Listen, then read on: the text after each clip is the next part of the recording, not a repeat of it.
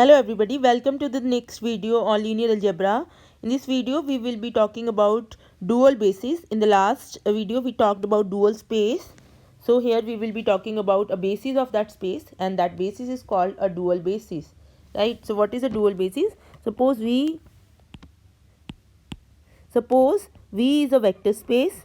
V is a vector space and V star is the dual space. So we have already saw that dual space is a space of all linear functionals. Okay.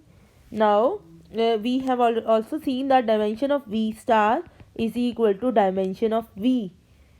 Okay. So we will see that corresponding to each basis of V, say V1, V2, Vn, we have a basis of V star phi 1, phi 2, phi n, where phi 1 is such that phi 1 is defined on the basis as phi 1 of V1 is 1, phi 1 of V2 is 0, phi 1 of V3 is 0, and so on. Phi 1 of Vn is 0. It means that phi 1 operating on Vi is delta 1i. Okay, and then phi 2 is on V1 it is 0, phi 2 on V2 is 1, phi 2 on V3 is 0, and so on. Phi 2 on Vn is 0. So it means that phi 2 is 0 everywhere except on V2. So you have phi 2 Vi again is equal to delta 2i. Okay, everywhere else is 0. So delta is a Kroneker's delta. It means that this is 1 if I is equal to 1, 0 otherwise. This is 1 if I equal to 2 and 0 otherwise, and so on. So this is Kroneker's delta. Is that thing clear? So now similarly phi n is defined as on V1 it is 0, on V2 it is 0, on V3 it is 0, and so on, and on Vn it is 1. So phi n on Vi is delta Ni. Right? So this is how phi's are defined. So we can just say that corresponding to each basis of V, we have a basis of V star defined like this basically, right? So we can rewrite this thing that phi I on Vj is delta Ij. This is how the basis is defined. Then this basis phi 1, phi 2, phi n is called a dual basis corresponding to the basis V1, V2, Vn of V. Right? So for every basis of V, we have a dual basis of V star.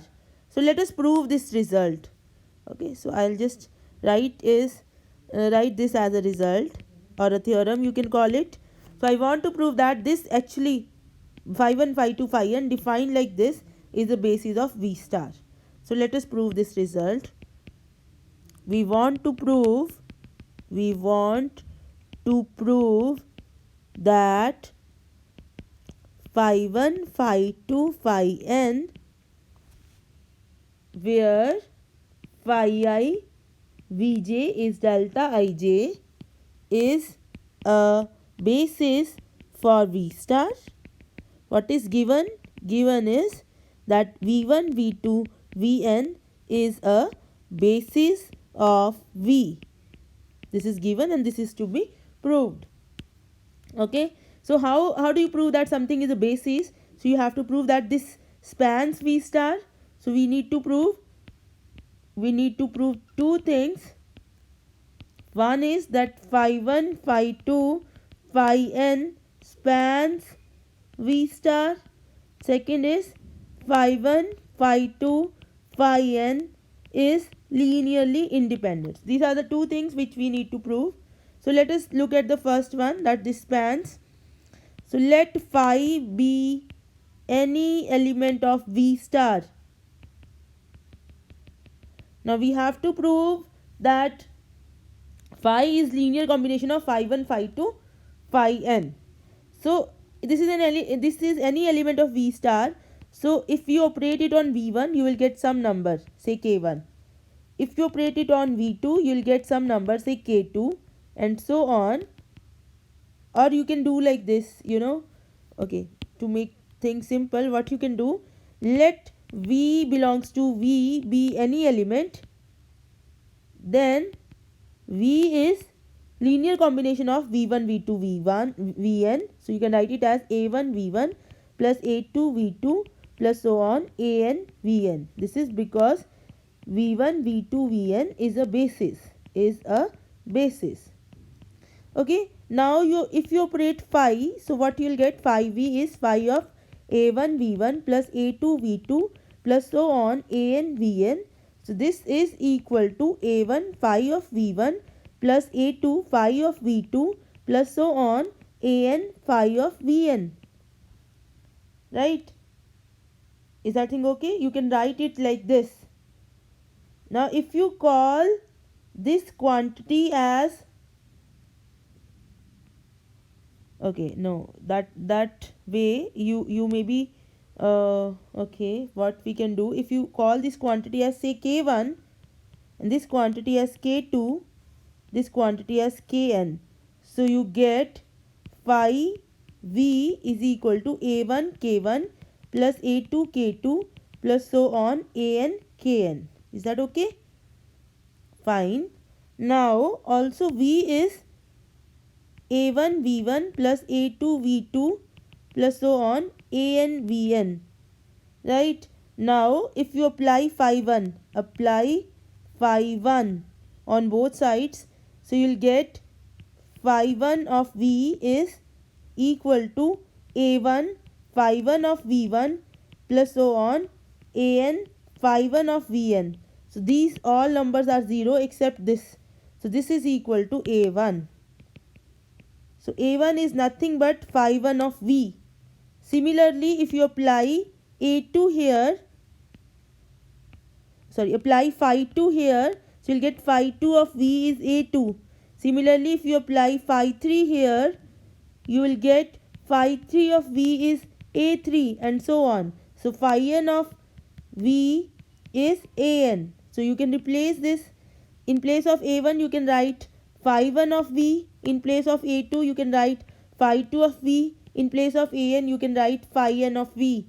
So what you will get phi of V is equal to K1 phi 1 of V plus K2 phi 2 of V plus so on Kn phi n of V, where V is arbitrary. So this you get phi of V is, because this is linear, so or this is how it is defined, K1 phi 1 plus K2 phi 2 plus so on Kn phi n operating on V, and this is true for all V's. This is true for all V's. So this implies phi is equal to K1 phi 1 plus K2 phi 2 plus so on Kn phi n. Right? So it means that this phi 1 phi 2 phi n spans phi 1 phi 2 phi n spans V star. Okay, so this is how you prove that this is a spanning set of V star. Now let us prove that this is linearly independent. To prove that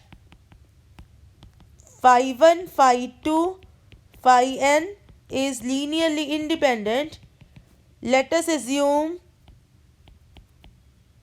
alpha 1 phi 1 plus alpha 2 phi 2 plus so on alpha n phi n equal to 0.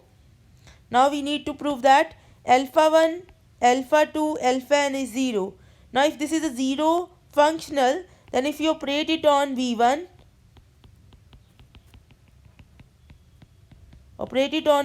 you will get 0 operating on V1, which is 0.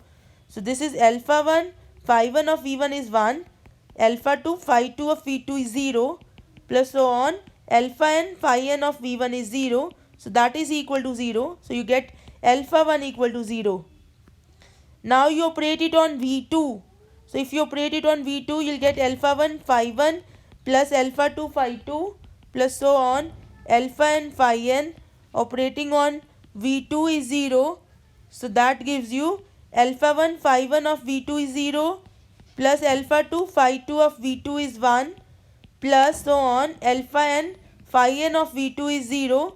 So that gives you a2 equal to 0 and so on. So you will get that all alpha 1, alpha 2, alpha n, they are all 0. Therefore linearly independent. So we get that this set phi 1, phi 2, phi n is both linearly independent and spans V star. Therefore is a basis of V star. Fine. So now in the next video we will be doing problems based on this concept. Thank you for watching. Please share this video and subscribe to this channel.